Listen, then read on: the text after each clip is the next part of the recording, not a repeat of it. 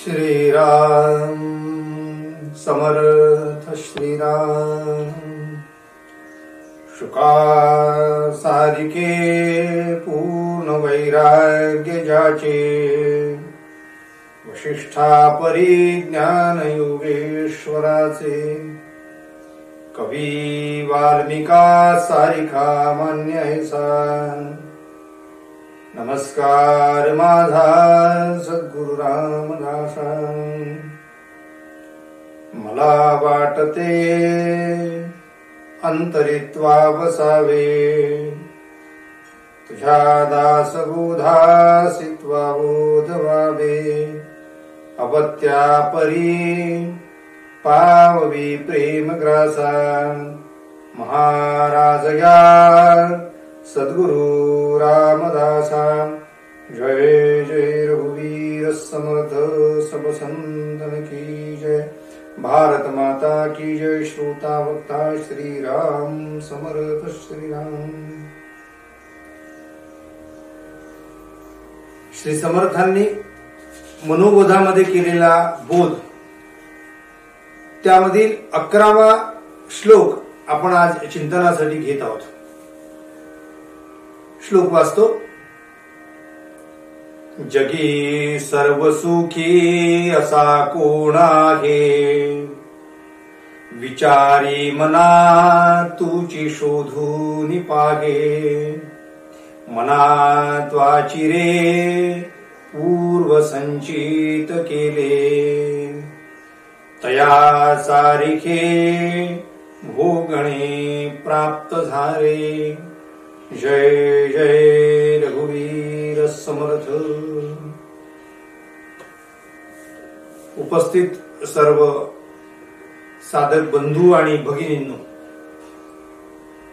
श्री समर्थांनी केलेला हा मनाला बोध आमच्या सर्वांच्या जीवनाला एक दिशा देणार आहे।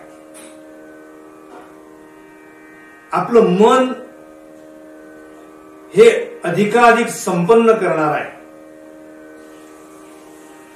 या विचारी मनाला समर्थ म्हणतात की तू जरी सुखाची लालसा करत असला, जन्म झाल्यापासून तर देह ठेवेपर्यंत आमची जी तळमळ आहे ती सुखप्राप्तीसाठी आहे, सुखाची अभिलाषा आहे। पण हे सुख शोधता शोधता माणसाच्या जीवनामध्ये दुःख वाटायला येते, हे सगळ्यांच्या अनुभवाचं आहे। एका ठिकाणी समर्थ म्हणतात, सुख सुख म्हणता हे दुःख ठाकून आले। भजन सकल गेले चित्त दुश्चित्त झाले। भ्रमित मन वळेना चित्त ते आकळेना। परम कठीण देही देह बुद्धी गळेना। म्हणून जगी सर्व सुखी असा कोण आहे? या जगामध्ये असा कोण आहे हो, तुम्ही सांगा बरं, की ज्याला सगळं सुख प्राप्त झालेलं आहे? कारण मनुष्य किंवा हा जीव सुखाचा जिथे शोध घेतो ती शोधाची जागाच चुकलेली आहे।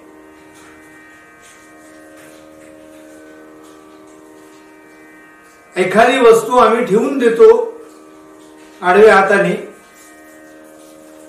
आणि ती वस्तू सापडत नाही, म्हणून आम्ही सगळं घरभर धुंडतो। आपण म्हणतो मी ठेवलेली वस्तू आहे ती सापडतच नाही, कुठे काय करावं? 4 माणसं येतात, ते म्हणतात तुम्ही जिथे ठेवली होती तिथे तुम्ही शोधत नसाल, ते जिथे आहे तिथे शोधा। शेवटी केव्हा तरी ती वस्तू आम्हाला सापडते। त्याप्रमाणे माणसाच्या जीवनामध्ये सुख शोधता शोधता सुख सापडत नाही, कारण नेमकं ते सुख जिथे आहे तिथे आम्ही शोधत नाही। म्हणून सारा संसार जरी सुखाचा शोध घेत असला तरी त्याच्या वाट्याला दुःख येते। संत तुकाराम महाराजांनी या संसाराला, या प्रपंचाला ढेकणाची बाज म्हटलेली आहे.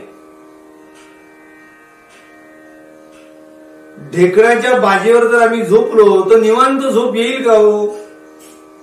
तुम्ही झोपल्यानंतर ते रात्रभर तुम्हाला चावत राहतात. म्हणून या संसारामध्ये सुख सापडणार नाही, शोधून सुद्धा सापडणार नाही. समर्थांनी एका ठिकाणी दासबोधामध्ये असं म्हटलं आहे, परम मूर्खा माझी मूर्ख, प्रपंची मानी सुख, या प्रपंचा ऐसे दुःख आणिक नाही. मूर्खातील मूर्ख मनुष्य असेल तोच या संसारामध्ये सुखाचा शोध घेईल. हे आम्हाला माहीत असलं पाहिजे. म्हणून समर्थ पुढे म्हणतात, जरी हा प्रपंच शाश्वत जाणतो तरी आम्ही यासीच धरतो, हा अशाश्वत म्हणून बोंबलतो तुम्हा भोवते. किती घसा फोडून सांगावा, हा संसार अशाश्वत आहे, तो शाश्वत नाही आहे. तुम्हाला आज ज्या गोष्टी सुख देतात त्याच गोष्टी तुम्हाला उद्या दुःख देणारे आहेत. स्थल काल परत्वे, त्या वस्तू आम्हाला सर्वथैव सुख देत नसतात. म्हणून सगळ्या गोष्टी सुखकारक आहे असं नाही, ते प्रसंगानुरूप, कालानुरूप, स्थलानुरूप ते सुख आणि दुःख प्राप्त होते. कूलरचा आनंद आज आहे पण थंडीच्या दिवसात त्रासदायक आहे. म्हणजे एकच वस्तू आहे, ती सुख देते असं म्हणाल तर काळ बदलला तर ती सुखाची ऐवजी दुःख देईल. स्वेटरचं सुख थंडीमध्ये आहे, आता जर स्वेटर घातलं तर जीव गुदमरेल. म्हणून काळानुसार, परिस्थितीनुसार सुख बदलत जाते. एकच व्यक्ती आपल्याला कधी सुख देते तर तीच त्याच व्यक्तीकडनं आम्हाला कधी कधी दुःख प्राप्त होते. लोक एकमेकाला प्रेम करतात आणि प्रेमातून लग्न करतात. मग ज्यांच्यावर आमचं प्रेम आहे त्यांच्याशी आम्ही लग्न केल्यानंतर घटस्फोट का व्हावा? याचा अर्थ लग्नापूर्वी प्रेम होतं आणि लग्न झाल्यानंतर त्यांचा तो प्रेमभंग झालेला आहे. याचा अर्थ आम्ही पहिल्यांदा जिथे प्रेम शोधलं होतं ती शोधण्याची जागा चुकली होती. दिसायला सुख होतं परंतु त्यामागे दुःख दडलेलं होतं. म्हणून इंद्रिय जे आहे ते सुद्धा आम्हाला कायमस्वरूपी सुख देत नाहीत. दात आहे तोपर्यंत चणे खायला चांगले वाटतात, पण दात असतात तेव्हा चणे नसतात, आणि जेव्हा चणे मिळतात तेव्हा दात गेलेले असतात. एक आहे तर एक नाही, नकटीला नाक नाही. एक गोष्ट असते तर दुसरी गोष्ट नसते, दुसरी गोष्ट मिळते तर तिसरी गोष्ट निघून जाते. माझे वडील असं म्हणाले होते की हे घर आता खूप पक्क झालेलं आहे, कॉन्क्रीटचं चांगलं घर बांधलंय, 2 मजली, खूप छान झालेलं आहे. पण काय सांगू राम, आता हा देहरूपी जे घर आहे ते मात्र आता कमजोर झालेलं आहे. याच्यात किती दिवस मी राहील सांगता येत नाहीये. जेव्हा झोपडीत राहत होते तेव्हा शरीर सशक्तपणा होता, आता घर चांगलं झालेलं आहे पण इथे आरोग्य आता ठीक नाही आहे, काळ थोडा राहिलेला आहे. जग असंच आहे. म्हणून एक गोष्ट कधीही माणसाला सुख देणार नाही. उत्तम उद्योगधंदा करणारे, चांगला उद्योग चालणारे माणसांचे उद्योग एका पिढीनंतर दुसऱ्या पिढीमध्ये ते संपून जातात. त्या उद्योगाला अशी घसरण होते. एक दुकान आता चालते आहे पण पुढच्या 10 वर्षांतर त्या दुकानात गिऱ्हाईक फिरकत नाही. मग पहिल्यांदा काय झालं, आता काय झालं, बदलला काळ. म्हणून एकच गोष्ट आम्हाला कायमस्वरूपी सुख देणार नाही. वृद्धपणी नाना प्रकारचे रोग असतात आणि बालपणी काया तुकतुकीत असते, सतेज असते. मग बालपणची काया ही म्हातारपण तर का टिकत नाही? पण बालपणी पाहिजे असते ते बालपणी मिळत नाही, म्हातारपणी पाहिजे असते ते म्हातारपणी मिळत नाही. शरीर असं गळून जाते. त्या संस्कृत सुभाषितात म्हटलंय, अंगम गलितम पलितम पुण्यम दर्शनम विहीनम जातम तुंडम वृद्धो याती गृहीत्वा दंडम तदपि न मुच्यते आशा पिंडम. ते मन आशा सोडत नाही, अंग गळून जाते, डोळ्याने दिसत नाही, मान हालायला लागते, हातात काठी येते, कानाने ऐकू येत नाही, तोंडामध्ये दात नसतात. अशा अवस्थेमध्ये सुद्धा माणसं आशा करत राहतो. खोट्या संसाराची आशा ही माणसाला शेवटी दुःख देणारी आहे. आम्ही आमच्या डोळ्यांनी पाहिलेल्या गोष्टी आहेत, तुम्ही तुमच्या जीवनात अनुभवलेल्या आहेत. जे अत्यंत श्रीमंत माणसं होते त्यांना शेवटी अवस्था अशी झाली की त्यांना जेवणाची व्यवस्था नाही आहे. आणि जे अत्यंत गरीब होते ते आपल्या डोळ्याने इतके श्रीमंत झाले की त्यांच्याकडची श्रीमंती सगळ्या आपल्याला लाजवेल इतकी एवढी श्रीमंती आहे. श्रीमंताला सुद्धा खाली पाहिली एवढी श्रीमंती त्यांची झाली आहे. म्हणून गरिबी आणि श्रीमंती ही सुद्धा काही कायमस्वरूपी नाही आहे. श्रीमंती तर दुपारची सावली म्हटल्या जाते. म्हणून जीवनामध्ये निर्भळ सुख कुठेही नाही. ज्या ठिकाणी पौर्णिमा आहे तर काही दिवसानंतर 15 दिवसांत अमावस्या आहेच. दिवसा जरी प्रकाश असला तर 12 तासाची रात्रही आहेच. तरुण पण आहे तर पुढे म्हातार पण आहेच. श्रीमंती आहे, गरिबी पण आहेच. म्हणून या संसारामध्ये आम्ही सुखाचा जो शोध घेतो आहे तो शोध घेऊ नका. या संसार दुःख ऐसे दुःख आणि का नाही असं समर्थ म्हणतात. म्हणून खऱ्या अर्थाने जो सुखरूप आहे त्याच्या चरणाशी जा. अनेक महंत, अनेक महान लोक त्याच वाटेने गेले. सर्व संग परित्याग करून गेले, काही बरोबर ठेवलं नाही. महावीर असलेले मोठे मोठे लोक याच पंथाला गेले. भगवान बुद्धांचं उदाहरण घ्या, महावीरांचं उदाहरण घ्या, पूज्यपाद शंकराचार्यांचं उदाहरण घ्या, राष्ट्रगुरु समर्थांचं नाव घ्या, स्वामी विवेकानंदांची आठवण करा. या सगळ्या लोकांनी या संसारामध्ये ते रमले नाही. मन चलो निज निकेतन म्हणून त्या ठिकाणी ते मन स्थिर केलं. अहो, जेव्हा आम्ही जन्माला आलो तेव्हा हा आमच्या अगोदर संसार नव्हता.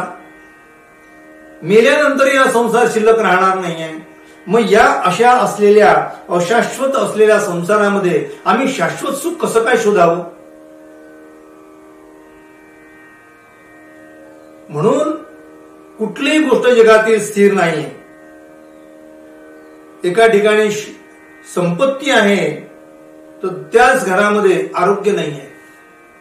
ज्यांच्या घरात दारिद्र्य आहे ते आरोग्य संपन्न आहेत. काही घरांमध्ये मुलबाळ होत नाही म्हणून दुःख आहे. काही घरामध्ये मुलं बाळ आहेत पण ते ऐकत नाही म्हणून दुःख आहे. काही कुटुंबातील मुला मुलींचे लग्न होत नाही म्हणून वाईट वाटते. काही मुला मुलींचे लग्न झाले आणि ते घरी चांगले नांदत नाही म्हणून दुःख होते. ज्यांना घर नाही ते घराचा शोध घेत फिरतात आणि ज्यांना घर आहे त्यांच्या घरातून भाडेकरू निघत नाही. काय जीवनाचा हा संसार आहे, आपण विचार केला पाहिजे. संसार हा अपूर्णताच आहे. संसार कधीही पूर्ण नाही.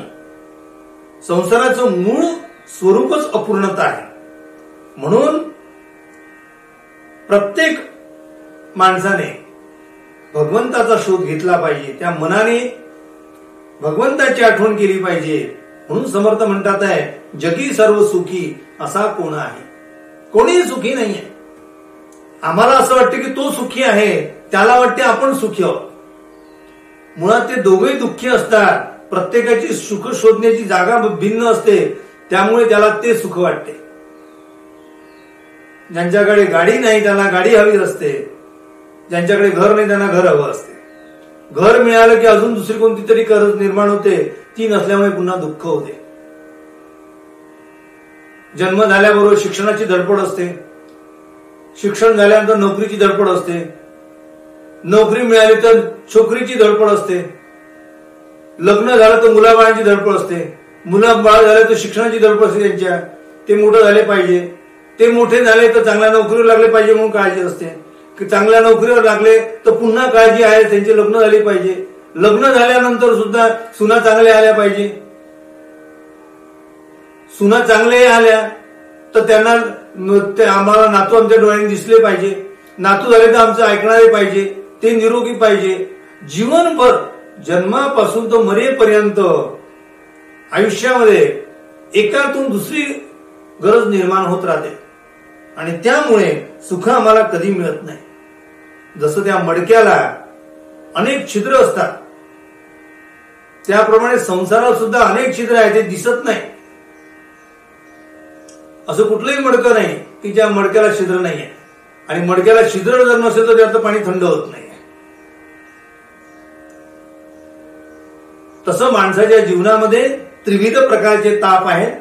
तो आध्यात्मिक ताप असेल, आधी भौतिक ताप असेल, आधी दैविक ताप असेल, कोणत्या तरी तापाने मनुष्य हा त्रस्त आणि अडचणीत आलेला आहे.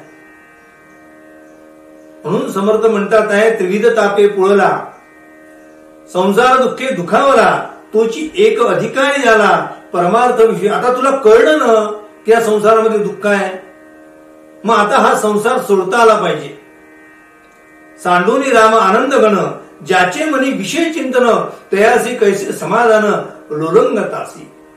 म्हणून अंतरापासून वैराग्य असलं पाहिजे, मग सुख मिळेल. म्हणून समर्थ म्हणतात, विचारी मना तूची शोधून पाहे. हे मना तू विचारी आहे ना, मग तू शोधून पहा, जगात कोणी सुखी आहे का. आणि पुढे कर्म सिद्धांत पुन्हा आणलेला आहे समर्थांनी. मनात वाचिरे पूर्वसंचित केले, तया सारखे भोगणे प्राप्त झाले.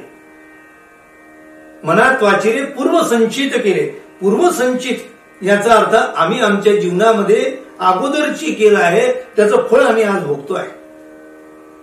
काही लोकांचा या कर्म सिद्धांतावर विश्वास नाही. कर्म सिद्धांतावर विश्वास नाही असं म्हणाल तर भविष्यामध्ये आम्हाला सुख मिळावं, भविष्यात आमच्या जीवनामध्ये सुख प्राप्त व्हावं, यासाठी वर्तनामध्ये तुम्ही जर चांगलं काम केलं असेल तर भविष्यात तुम्हाला सुख मिळणार आहे. बालपणी अभ्यास करणारे मुलं जे असतात ते मोठेपणी पटकन नोकरीवर लागतात. आज आम्ही चांगल्या प्रकारे व्यायाम केला तर उद्या येणारे 25 वर्ष आमचं आयुष्य चांगलं राहणार आहे. मना त्वाचिरे पूर्वसंचित केले, हे पूर्वसंचयच आहे. तयासारखे भोगणे प्राप्त झाले. मग ते कर्म जे आहे ते तात्कालिक, काही ठिकाणी हे या कर्माचं फळ ताबडतोब मिळते.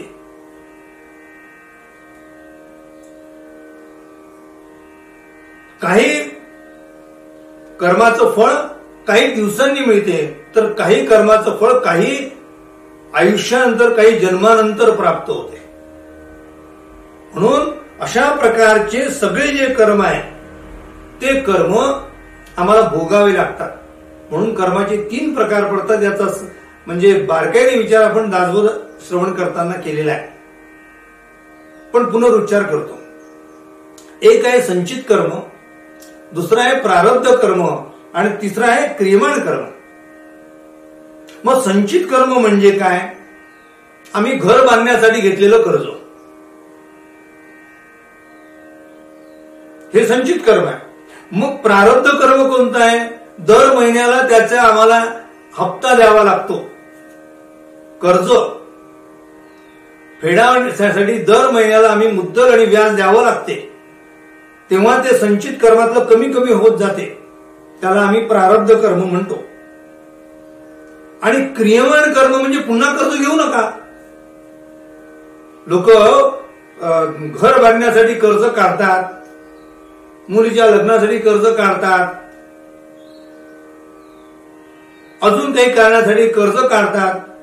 असे क्रियमाण कर्म सतत होत राहतात, म्हणजे सतत कर्ज काढत राहतात आणि मग तिकडे संचितामध्ये ते जमा होते. मग आयुष्यभर ते फेडत राहावं लागते. मग याचा हप्ता दे, त्याचा हप्ता दे, त्याचा हप्ता दे, त्याचा हप्ता दे, शेवटी आमच्या हातात काहीच मिळत नाही. आमच्या दादानी गाणं केलं होतं, ते त्यावेळेसचं गाणं आहे. कर्जापायी झाली दुर्गती, खेळ खंडोबा संसाराचा. कर्ज झालेला आहे आणि त्यामुळे आमच्या जीवनाचा खेळ खंडोबा झालेला आहे. आणि ते कर्ज म्हणजे कोणतं, तर आम्हाला ते कर्म भोगावं लागते.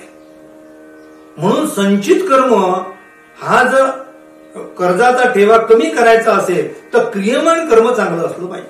क्रियमान कर्म म्हणजे जे कर्म आम्ही आज करतोय त्याचं फल पुढे मिळणार आहे. म्हणून समर्थ म्हणतात आहे की मनात वाचिरे पूर्व संचित केले. या संचितामध्ये सगळं जमा झालेलं आहे, तिथं भोगावं लागणार आहे. तुम्ही कर्ज घ्यायला मी फेडत नाही असं म्हटलं तर हातात हातकडी पडेल. कर्ज घेतलं तर फेडावं लागणार आहे, नाहीतर असलेली इस्टेट जी आहे ती तुमची जप्त होईल. ते आधीच लिहून घेतात कर्ज देणारे. तुम्ही जर फेडू शकले नाही तर ही तुमच्या प्रॉपर्टीची आम्ही त्याचा लिलाव करून टाकू. म्हणून समर्थ म्हणतात आहे तुम्हाला तुमचं कर्ज फेडावं लागणार आहे. मनात वाचिरे पूर्व संचित केले, तयासारखे भोगडे प्राप्त झाले. आम्ही जर संचित कर्मामध्ये क्रियमाण कर्मामध्ये जर पैसा जमा केला असता तर आज आमचे तो पैसे राहिले असते. आता क्रियमाण कर्मामध्ये आम्ही जर कर्ज घेतलेला आहे तर संचित कर्म म्हणजे प्रारब्ध कर्माप्रमाणे तुम्हाला फेडत राहावं लागणार आहे. म्हणून आम्ही आमचं संचित हे पूर्ण रिकामं करायचं असेल तर क्रियमाण कर्म थांबवलं पाहिजे. वर्तमान चांगला जर असल्याशिवाय भविष्य चांगलं होऊ शकत नाही. म्हणून समर्थ म्हणतात आहे की आहे ते तुम्ही भोगा, त्या भोगताना आनंद भोगा, इतरांना देत राहा. जे तुमच्या वाट्याला जे आलेलं आहे ते तुम्ही स्वीकारा. आहे तितके देवाचे, ऐसे वर्तणे निश्चयाचे, मूळ तुटे उद्वेगाचे येणे देती. आपल्या भारतीय संस्कृतीमध्ये असा एक सिद्धांत आहे की आम्ही जर एखादं कर्म केलं असेल तर त्याचा भोग भगवंताला फेड असं म्हणू नको, माझा भोग कमी कर असं म्हणू नको. त्या भोगातून मुक्त होण्यासाठी तो भोगावा लागतो. मग ते कोणत्याही प्रकारचा भोग असेल, कोणत्याही प्रकारचा ताप असेल, तो आम्ही भोगला की त्या भोगातून आम्ही मुक्त होतो. जसं एखाद्याने गुन्हा केला असेल तर शिक्षा झाल्यानंतर तो त्याच्या गुन्ह्यातून तो मुक्त होत असतो. त्याप्रमाणे आमच्या नशिबी ज्या गोष्टी आल्या असतात त्या आनंदाने स्वीकारल्या पाहिजे. रडत बसून फायदा नाही. लोक दुःख चघळत बसतात आणि आनंद गिळून घेतात. माणसाने आनंद हा चघळत बसला पाहिजे, सुख हे चघळत बसलं पाहिजे आणि दुःख गिळून घेतलं पाहिजे. दुःख पटकन संपवलं पाहिजे. आम्ही ज्याला दुःख म्हटलं तर ते दुःख वाढत जाईल. सुख सांगावे जना, दुःख सोसावे मना, हे जे वचन आहे ते त्यासाठी आहे. सगळीकडे सुखाची वाटावाट केली पाहिजे आणि दुःख असेल ते आमचं स्वीकारलं पाहिजे. तुकाराम महाराजांच्या जीवनामध्ये कमी दुःख होतं का? पण तरी तुकाराम महाराज म्हणाले, बरे झाले देवा बाईल कर्कशा, बरे झाले देवा दिवाळे निघाले, बरे झाले देवा अकाळ पडला. हे बरे झाले म्हणण्याचं काम संत हृदय पाहिजे.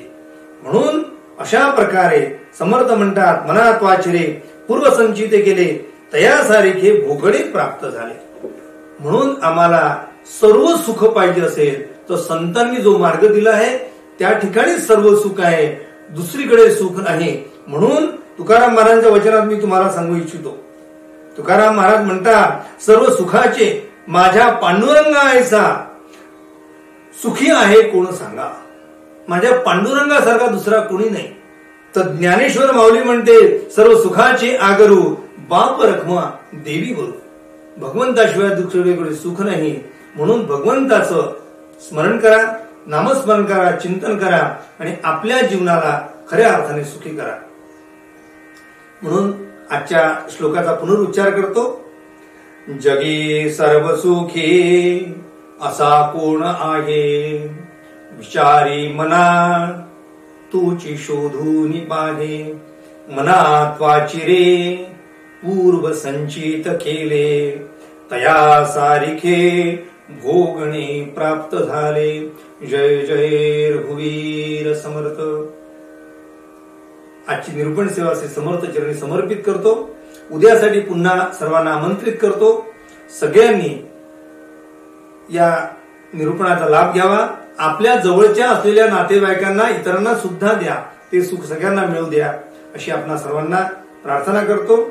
ज्या लोकांनी द गोल्डन इंक हे युट्यूब चॅनल सबस्क्राईब केलं नसेल ते सबस्क्राईब करा आणि आध्यात्मिक अभ्यास वाढा अशी विनंती करतो. हीच खरी आपली उपासना. उपासनेला दृढ चालवावे, भूदेव संतासी सदा नमावे. सत्कर्म योगे वय घालवावे, सर्वामुखी मंगल बोलवावे. जय जय रघुवीर स्मृत सब संतन की जय. भारत माता की जय. श्रोता वक्ता श्रीराम समर्थ श्रीराम.